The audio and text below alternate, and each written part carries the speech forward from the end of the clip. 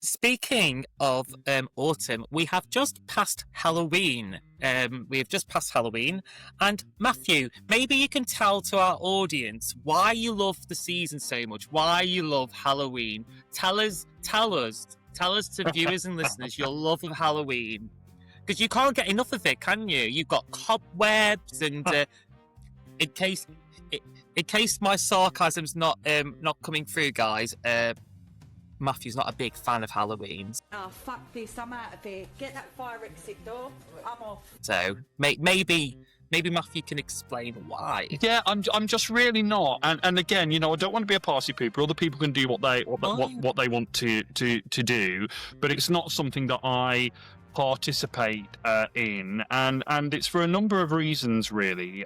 Some more serious than others. I'm just not particularly a fan of it. I don't like, as a Christian, I think that kind of the underbelly of it. So on the surface, it can be a fun thing for children and all of that, and dressing up. I totally get all of that. And trick or treating and all of that. I certainly did it when I was a kid, but I think you scratch beneath that, and there can sometimes be some really quite dark things underneath that, which aren't necessarily, good. I also worry for older people who, it's not so much the children, is it, who go trick or treating with their parents. It's you get teenagers or whatever, some, and I don't want to tar a whole brush. It's only some, a minority, but who see that night as permission to go and behave like little dogs, and so I don't like that. So there's just a number of things which mean that I would rather not participate in that. So I make sure that I'm just in at home on Halloween night. And again, I want to stop anyone else having their fun. It's just not my personal idea of fun. Well, I just love Halloween. When I say I love Halloween, I don't really decorate. I didn't even know decorating was really. I think decorating has kind of become a new thing in the UK. Thing. I know it is, but it does have Christian connections. It's like All Hallows Eve. I mean, All obviously, Hallows Eve is different, though, isn't it? All Hallows Eve is a nice Christian thing, all about the light and all of that, But you could argue, like, the things we do with Christmas is quite pagan tradition, really. They're not really, apart from the Jesus bit, they're not really to do with Jesus bit. Apart from the I like how I made it sound so... I like how I made it sound so casual as well. I like how I went, that Jesus guy.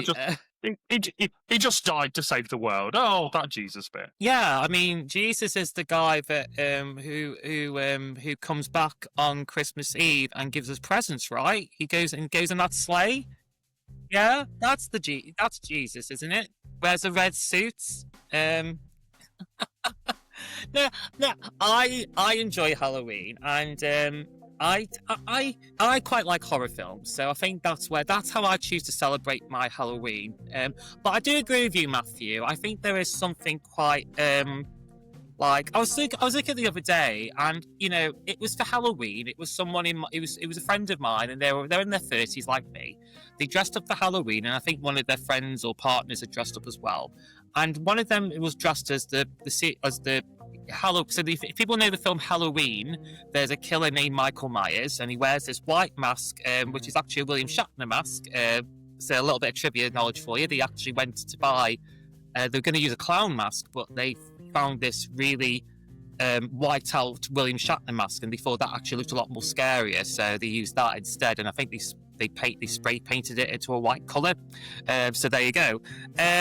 And yeah, so his partner or friend was dressed. I don't know who it was because I couldn't see behind the mask. So they dressed up as Michael Myers, all in gear, and then he was on a chair, and then Michael Myers had a knife on either throat, and there was blood, like paint stuff.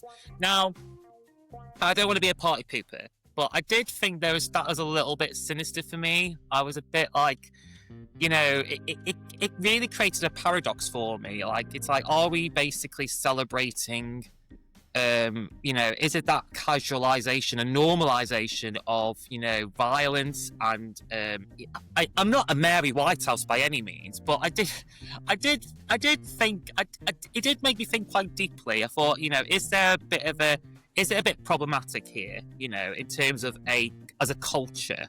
But then I had to put myself in check. I thought, well, I know these people aren't celebrating these killers, but I think it probably says more about our culture, our pop culture, because if people know me, I really like Michael Moore, and he did an excellent one called Bowling for Columbine, and in one of the segments he talked about the media and violence, and there was Marilyn Manson, and he's a bit problematic now, Marilyn Manson, given of recent scandals, but he did an excellent interview with Michael Moore, and I think if I remember this correctly, I think he was asked a question about, isn't your videos and music and lyrics, promoting violence? And he says, well, how come they condemn me but not Bill Clinton, who was the president at the time, who was dropping bombs on Iraq? Right. And why is he not the target of condemnation compared to me, who, if you actually watch my lyrics, and it's dark, they're dark lyrics and dark music video, but he's not pretending to aim for, maybe teenagers, but he's not aiming for children. But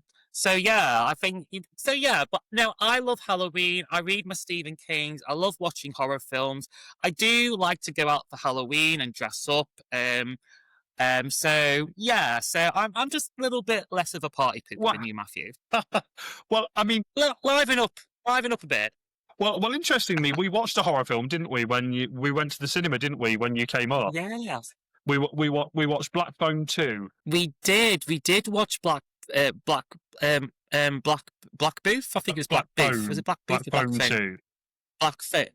Yeah. Now I've got to say, Matthew, we did go to the cinema to watch that film. Now, I did a little bit of a dirty review because you saw who was in it, you saw who the cast was going to be, and you noticed Ethan Hawke, and you were just like, because for Matthew, sex sells. So whenever he sees a hottie, if there's a hot guy in the film, you'll guarantee that will get Matthew's attention. I'm a serious commentator. And he's like, oh, Ethan Hawke's. Of course, yeah. Did you write that in your film reviewing for church? So I knew Ethan Hawke was going to be the killer. Because I read this. I actually said to you I had seen the first film, because we both went in going, oh, I've never seen the first film. But it turned out I actually had seen the film. I think I saw it on television. So I guess that kind of shows how remarkable the first film must have been for me. I don't know. But I did read the synopsis, and I thought, well, he's going to be the mass killer, so you're probably not going to see his face at all. So I did a bit of a dirty on you. I thought, well, he seems interested, let's go for it.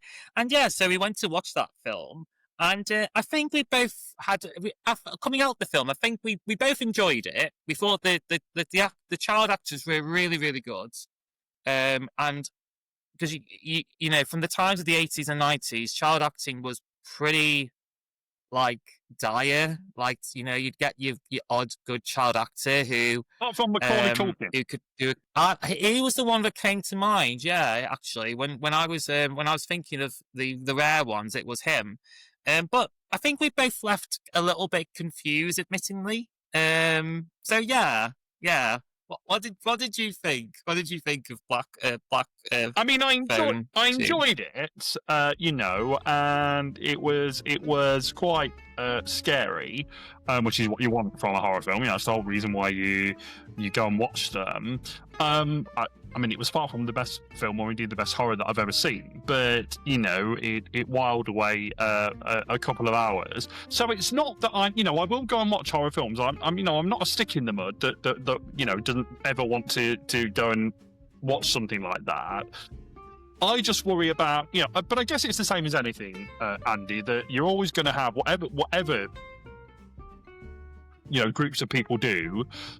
Or celebrate or whatever, you're always going to get one or two who try and my mum always used to say this, Mum always used to say this: you're always going to get one or two who try to spoil it for everyone else. Now, I know that you shouldn't base the whole of something on the actions of a few, but I can remember in previous years when I've worked on Halloween night and then gone to catch the bus home, and been kind of almost accosted by blooming teenage lads in Halloween costumes who are not doing it to have a nice time, but are doing it just to kind of scare people walking by, and behaving badly and all the rest of it. And it's just that I don't like, but yeah, I mean, that's understandable. Yeah, but yeah, I absolutely enjoy a good horror film. I have to kind of prepare myself before I go in to see them. And I think some horror films go a bit OTT. I think it is pure. There's no story at all. It's pure just kind of violence for the sake of violence. I don't particularly like that. But I think if there's a good story, a good theoretical story, and you can, lose your imagination, and then I don't mind a bit of being scared a bit. So yeah, I mean, I can't pretend it's my favourite thing of the year because it's really not. And you're right. It's really ironical because I love autumn. It's my favourite. It's my favourite season. And I know some people, absolutely think that autumn and Halloween go together, but I like one and not the other. So there we are. Fair enough, Matthew. Fair enough. I'm going to keep working on you. I'm going to try and get you into the Halloween spirit next year. Okay. I'm going to. Yeah. All right. We'll get me in some kind of costume next year, Andy. Yeah, and the thing is, you don't have to dress scary. There are some people who dress as a celebrity, or they dress as there's loads of things you can do for Halloween. In fact, I'll dress as Brad Pitt because there's a resemblance, right? Absolutely. Well done. That's correct. Absolutely. Maybe I could be Angelina Jolie, or maybe Jennifer Aniston. Or maybe Jennifer Aniston, maybe. Well, both of them are his exes now. So. Well, did you hear what Wes Streeting famously said about Nigel Farage? Is that, and this was a little bit unfair, I have to say, but he said that Nigel Farage and Brad Pitt are the same age, which they are, but Nigel Farage looks about 30 years older. So. Yeah, but you're not going to compete with that. Come on. I mean, I don't know how old Wes Streeting is, but I bet I could, if I went digging on the internet, I could find a celebrity of his age and go, oh, you don't look like him. Where's your ripped six-pack? I mean, a little bit juvenile. Yeah, little bit juvenile. Sorry, Matthew Lloyd. I know you're a big fan of Wes Streeting, but I have to say, try harder. I famously met Wes Streeting once to when he was Shadow Health Secretary to talk about what happened to my dear mum, and on that occasion he was very nice and very charming and all the rest of it, and I was very honoured to get to meet him. But has he wanted to? And I know he's a busy man, and I know people will say that. I know Matthew Lloyd would say that, but has he wanted to meet me since becoming Secretary of State for Health about what we can do to get emergency care sorted out? No, he hasn't. So I do wonder if I was a little bit used on that occasion, I'm afraid to say. Yeah, I think that sometimes is that in politics, and but I think if he's you should at least show some kind of respect there. Maybe I'll come as Wes Streeting. That could be my Halloween costume. There you go. I can go trick or treating on your door dressed as Wes Streeting. Just wear a blue suit and a red tie. You're a bit generous with the red tie there, Matthew. I'd say blue tie, blue suit. So all right then. Okay, then next Halloween, because we'll still be going as a podcast, I'm sure. Next Halloween, we'll have some photos of us dressed up. Deal. We'll shake on it. There we go. Excellent. Now. Oh, fuck this! I'm out of here. Get that fire exit door. I'm off. The difficulty is that we're stuck with King Charles, whether he's good, bad, or indifferent, and that's the difference. That's the whole point. Whenever people have power, especially kind of political power, and the monarch does have political power, there should be a legitimate way to be able to get rid of them, and at the moment we don't have that. Damn right, Matthew. Damn right. And also, just to close up on my point, I mean, I'm not a huge fan of Nigel Farage. I'm not going to lie, but again, they're a member of the Labour Party, but the language I thought this is why Labour struggle, because if you're kind of talking down voters that way, I mean, whether you like it or not, he's doing well in the polls, and I'm still suspicious if he'll get a majority, but that can't be ignored. We need to have electoral reform because, you know, it's going to be ridiculous if he gets a majority on less than 30% of the vote. And also, you have to be careful sometimes with the language. You know, I don't agree with a lot of his views on immigration, Right. on and tax policies, which is just everywhere at the moment. But if you're saying, oh, you know, we have to stop and that, like, it's like you said, Matthew, if that's what people voted for, and you've got a strong written constitution, which I'm a big fan of, you know, I think it can be done. A lot of people look at America and say, oh, it'll be, you know, they politicize it, blah, blah, blah. But there are many written constitutions in Europe, and it works for them. It's just how you look at the European model and not look at the American model. That's what you have to do. And I think that if you're frightened of someone like a Farage, I don't think even he would be so political. I don't even think he would be so reckless to completely undo like the basic tenets of British democracy. You have to have a written constitution to have those safeguardings. So that's just my last point on that, Matthew. I don't know if you've got anything to add on that. This has become a bit like our podcast now, hasn't it? No, I love it. No, I entirely agree. And, you know, I would like to think that we'd have, and as I say, I think the other argument is, let's set the Windsors free. You know, let's let them go and be private citizens and have their own lives, and let them free from this gilded cage that they are in. And so, yeah, I mean, you know, I like to think that do I think it'll happen anytime soon? You know, no, I don't. But what I like to think that within my lifetime, we'll say, you know, thank you, Windsor, off you go, thank you.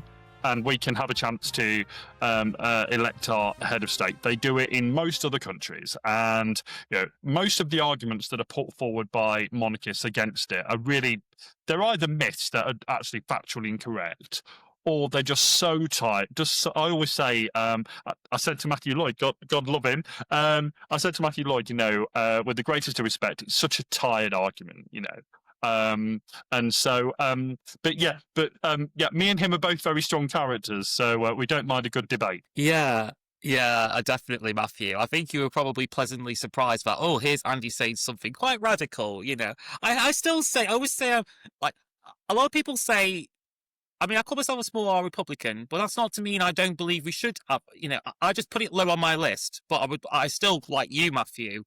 And also, I counted Matthew's point by saying you can have different models. You don't have to have an elected head of state. You can have the Speaker of the House. There's nothing stopping us from doing that. But I completely agree, Matthew. And I think it's about time now that we revisit this, the monarchy, and move forward to be a truly a society where anyone can achieve, you know, and that's my point. In terms of what I've been listening to, so I've been listening to Jodi Mitchell, but I've been the song that I've really been listening to again, and I know it's cliched, I know people have commented on it, but it's the song Both Sides Now. I had to sing it in my head then. Both Sides Now. It's in Love Actually. It's the scene where Emma Thompson is alone. She gets the album. She thought it's going to be I hope I'm not spoiling it too much, folks, but, you know, the film's old. You've had a chance to watch it, so, you know, it's on you if you've not watched Love Actually. Go watch Love Actually.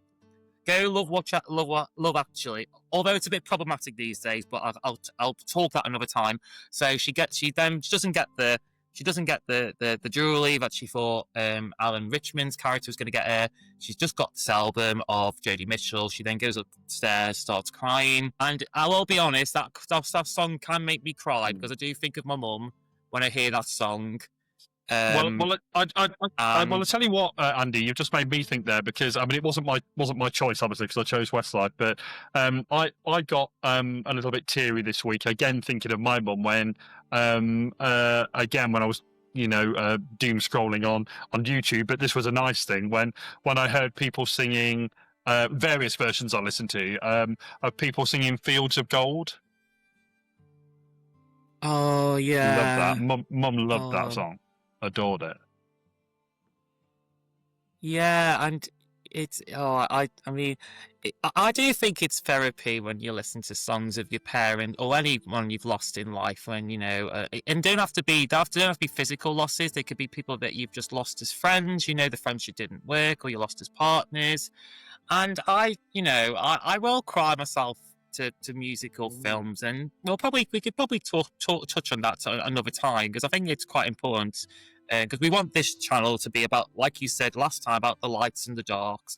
But yeah, so I think there's no shame in that. But yeah, so I've been listening to JD Mitchell, and I had a good old cry listening to Both Sides Now, which just reminds me of Mum.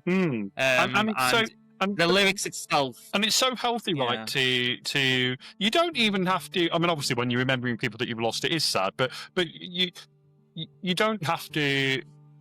It doesn't have to be for a particularly sad reason, but sometimes just listening to beautiful music and having a bit of a cry, it's good. It's a cathartic thing. It's good for you.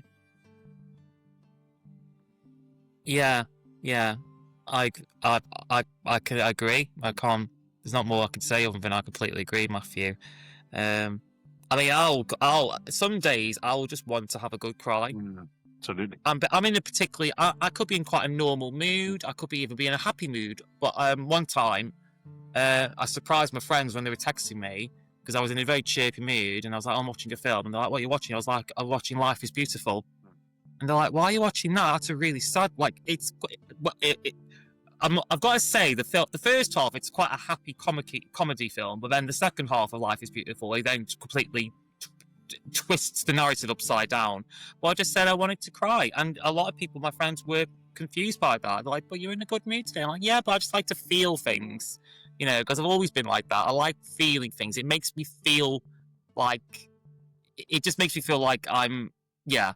But anyway, so I got quite deep. I was a bit surprised by that. And I absolutely agree. And it's again, I think it's an important thing, and I think it's an important thing for guys, especially because I was reflecting recently that it's so at Lib Dem Federal Conference, which is a few weeks ago now, a month before last now, but I saw the Movember people there, and obviously it is November now. So for folks that are doing Movember, thanks very much for that, raising money for men's mental health. But it just made me reflect that still and I put this on Twitter, and someone said, "Oh, it can't be that amount," and I said, "No, it is." And look at the figures. That it's still 80 plus in this country. It's still 80 plus men a week who take their own lives, ordinarily under the age of about 50. So it's the biggest killer of young men is them taking their own lives. And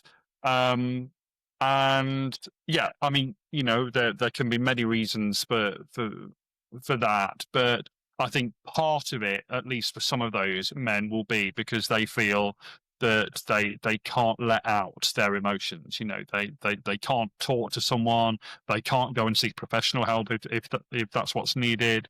They can't even. Some of them think that they can't even sit and have a good cry to themselves. So yeah, I think sometimes even if you're not particularly sad about anything in particular, I think just sitting and listening to some beautiful music or watching a in quotes sad film, and just sitting and having a good cry is a really, really good thing to do.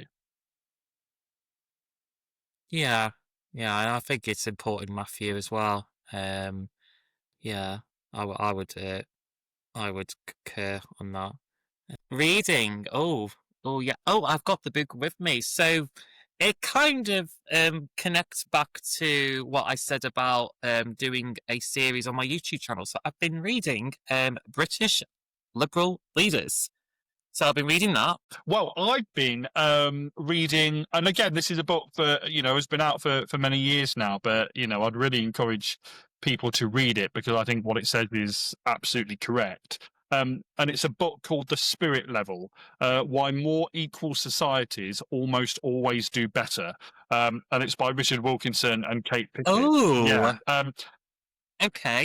And it really makes the argument as to why inequality doesn't help societies or indeed economies. And that when you get governments, primarily small c or big C conservative governments, but also some supposedly progressive ones too, who try and claim that you can somehow help the economy by metaphorically giving the less well off another kick. That kind of connects nicely to my readings of liberal leaders, because really what I would say is that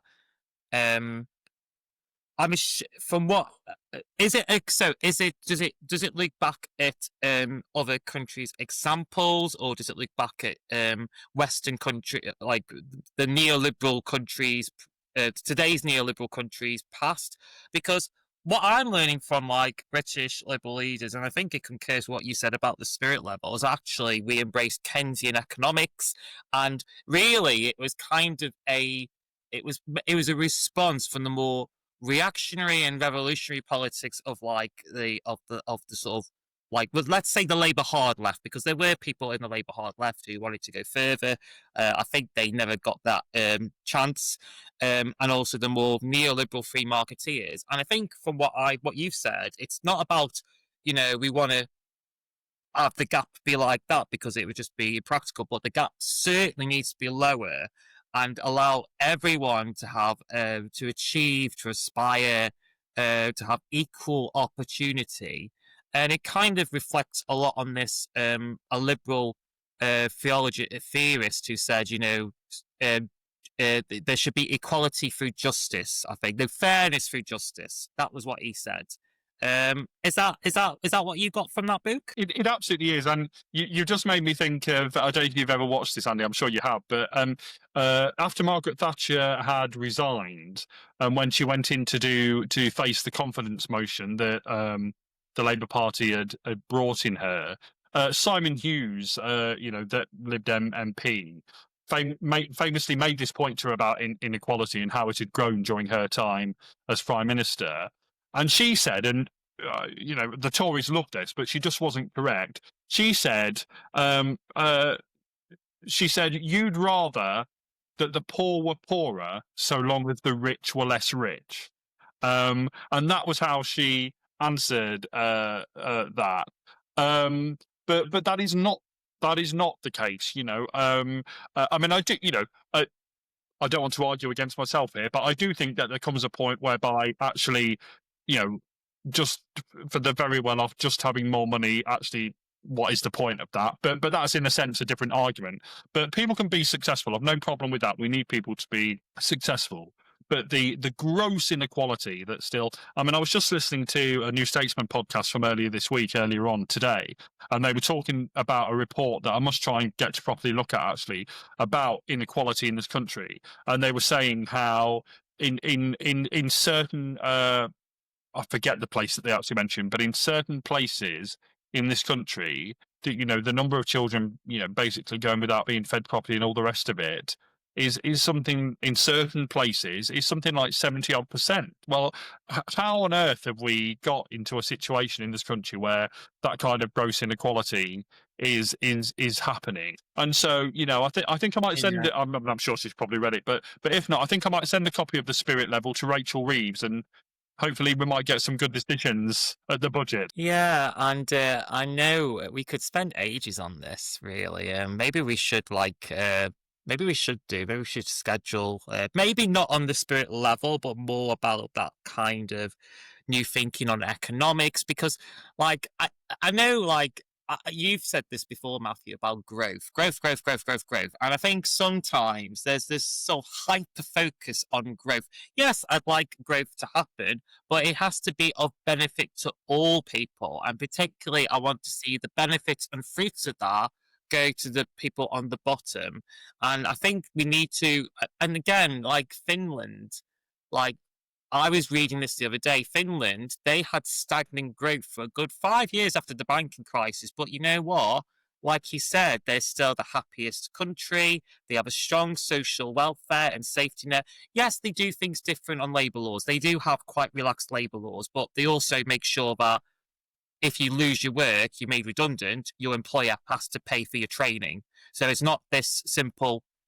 Hire and fire is easy in Finland, but it's not this simple, right, you're fired and we aren't going to help you. We aren't going to retrain you. No, it's like there's a consequence of that. If you fire someone, you then have to retrain them. That's kind of the agreement. And that's just my personal politics. Right, shall we? And also, go on. just one very final point on that. I know that someone that we're both a big fan of, and I think you've been reading her book as well, Andy, which is Jacinda Ardern. You know, she put a focus, the former New Zealand Prime Minister, she put a focus on well-being and made well-being as important a focus as growth. And I'd like to see us do that here as well. Yeah, I would. And there's also the Human Development Index, which was actually done by a Pakistani economist. I think yes, I want to see economic performance do well, but I think human development needs to do well as well. It's no reason to just have growth and not see better human development.